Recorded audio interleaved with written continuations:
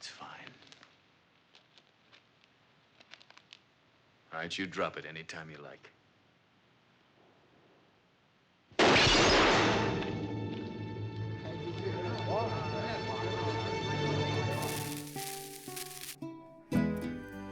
Interesting facts about famous people.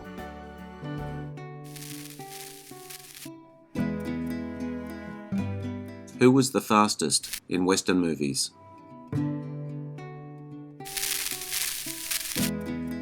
Westerns have a special place in our hearts, especially when a gunfight is about to take place.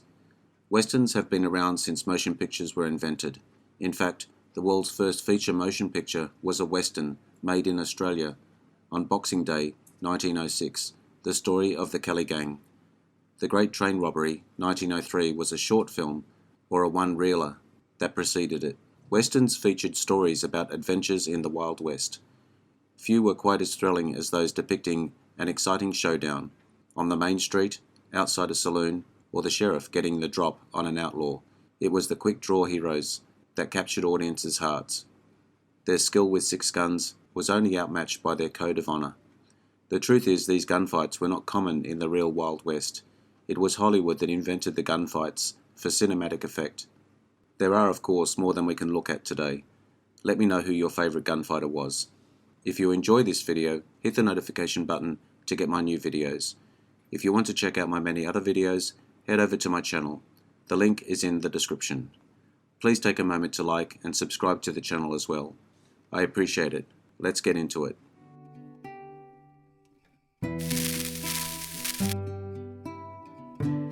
Please excuse my voice today as I have a cold. Val Kilmer as Doc Holliday in Tombstone, 1993.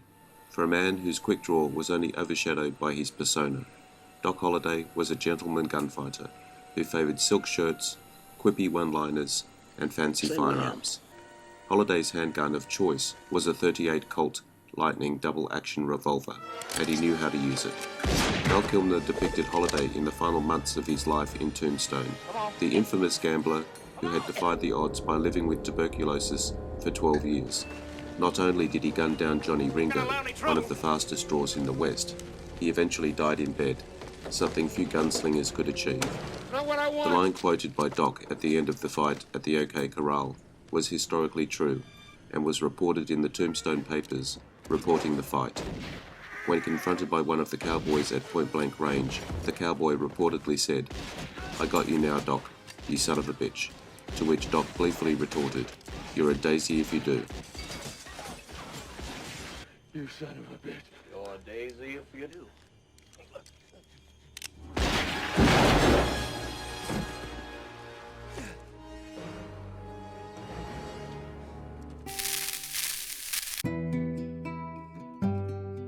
Robert Vaughn as Lee in The Magnificent Seven, 1960, as one of the greatest westerns ever, thanks in part to its charismatic ensemble cohorts of gunfighters.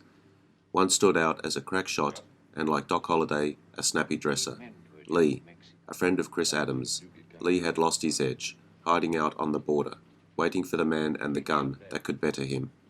He became one of the 7 men contracted by a small Mexican village to challenge the nefarious caballero named Calvera. Given the opportunity to redeem his reputation, it was his courage and marksmanship that helped gun down Calvera's gang in the final shootout, allowing captured villagers to go free.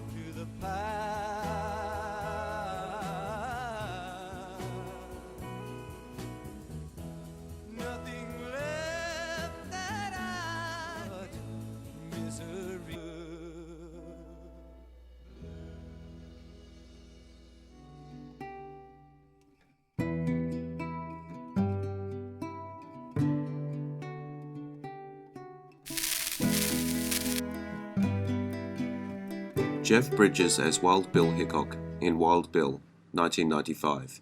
It may have seemed to be a sad life to be Wild Bill Hickok, aside from his wife. For most of his adult life pursued by every young gun wanting to make a name for himself, the gunfighter still carved an impressive reputation for himself on the western frontier. In the film Wild Bill, legendary Jeff Bridges took on the role of the long-haired sharpshooter who worked as a lawman, spending his final days in Deadwood, North Dakota. Impressively accurate with his sidearm, Instead of running for cover during his shootouts, people eagerly lined up to watch him work. In the opening scenes alone, he lays out a dozen men, one for touching his hat. The man is accusing me! Imagine that! Have you forgotten, Mr. Hickok, that I am the aggrieved party here? You, sir, will die!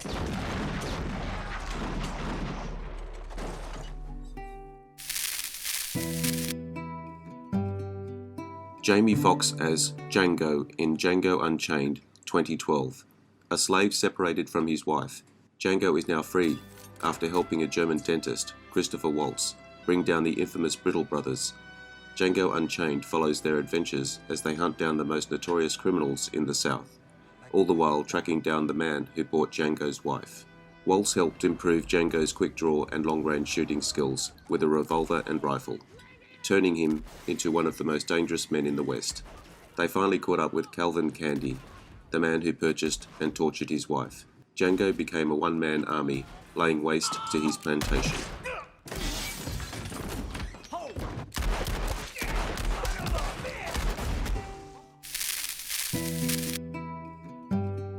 Clint Eastwood as the Man with No Name in the Man with No Name trilogy. Clint Eastwood's most famous role, the Man with No Name, became a template for which many Western protagonists were based. A lone gunslinger sought revenge on the man who left him for dead. Eastwood played the part in A Fistful of Dollars, For a Few Dollars More, and The Good, the Bad, and the Ugly, often taking on work as a gun for hire, usually outsmarting his clients before violence was even required. When pressed, he outdrew any and all opponents, coming to the forefront when, in The Good, the Bad, and the Ugly, he outdrew Angel Eyes, Lee Van Cleef.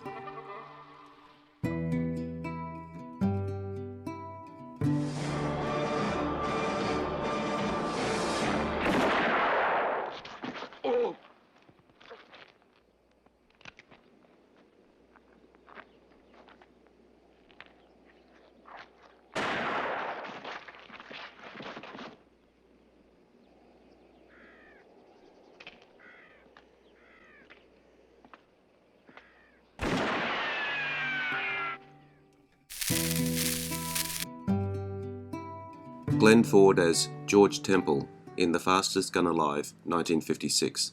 Whenever it becomes known how good he is with guns, ex-gunman George and his wife Dora have to leave town, in fear of gunmen who might want to challenge him. He again spills his secret while drunk. Everyone vows to keep his secret and support him, giving up his guns forever. Unfortunately, a young boy lets slip to a gang of criminals. The gang leader threatens to burn down the town if he doesn't face him and duel. Glenn Ford spent many hours training to draw a revolver, and even training with his own son in his garden. According to Glenn Ford's son, the result was excellent. Russell Crowe as Court in The Quick and the Dead, 1995. Redemption is a small town run by a former outlaw, John Herod, Gene Hackman, who announces a single elimination sharpshooting contest. The contestants vary from a mysterious woman known as the Lady, Sharon Stone, and a young gunslinger, the Kid, Leonardo DiCaprio, who both have a score to settle with Herod, but he has his sights on an unwilling participant named Court, Russell Crowe. Sharon Stone handpicked Russell Crowe to be in this film. The studio was initially unsure about this choice because Crowe was completely unknown to the American audience.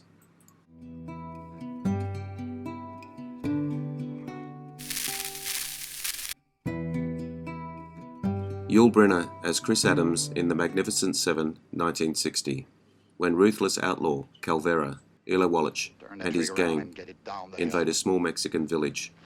The terrified townspeople hire veteran sharpshooter Chris Adams, Yul Brynner, and 6 others to face the gang. Adams and his men agree to help, while they prepare the villagers how to defend themselves. They start planning a trap for Calvera and his men. Each of the Magnificent Seven has their unique skills. Adams has an impressive draw and quick wit. Aside from knowing his way with his gun, Adams is an honest outlaw and rare sharpshooter that focuses on preparing and protecting the villagers before the upcoming battle.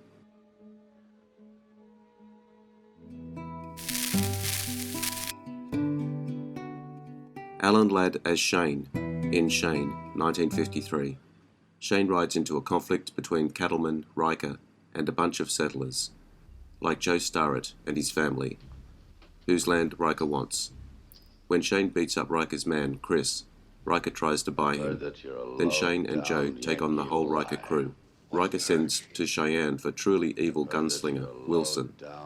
Shane must clear out all the guns from the valley. When Shane shows Joey how to shoot, to enhance the dramatic effect of shooting, the sounds of the gunshots were manipulated by firing a gun into a garbage pail. The reverberations made the sound much louder. George Stevens' intention was to startle the audience with the first firing of a gun. The scene where Alan Ladd practices shooting in front of Brandon DeWilde took 119 takes to complete.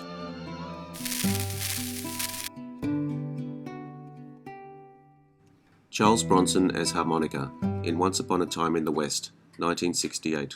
When a railroad baron wants land in Flagstaff, he sends a gun for hire, Frank, Henry Fonda, to force the owner to sell his property. The owner doesn't want to sell. Refusing to take no for an answer, Frank murders him and blames a gang of bandits to cover his tracks. The only other obstacle in the way is the owner's recently new bride, who arrives in town at the same time as a lone gunman known as Harmonica, Charles Bronson. Bronson owned the role of Harmonica in Sergio Leone's spaghetti western, a man of few words, but says all he needs with his trigger hand and a small harmonica, which has an important role to the story that establishes the character as one of the best badass sharpshooters to ever grace the western genre.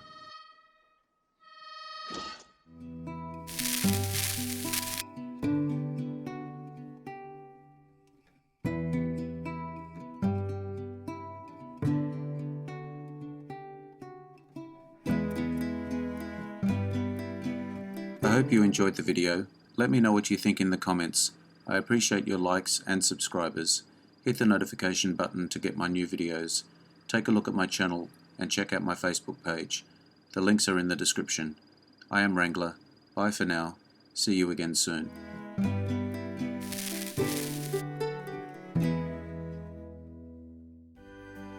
Interesting facts about famous people.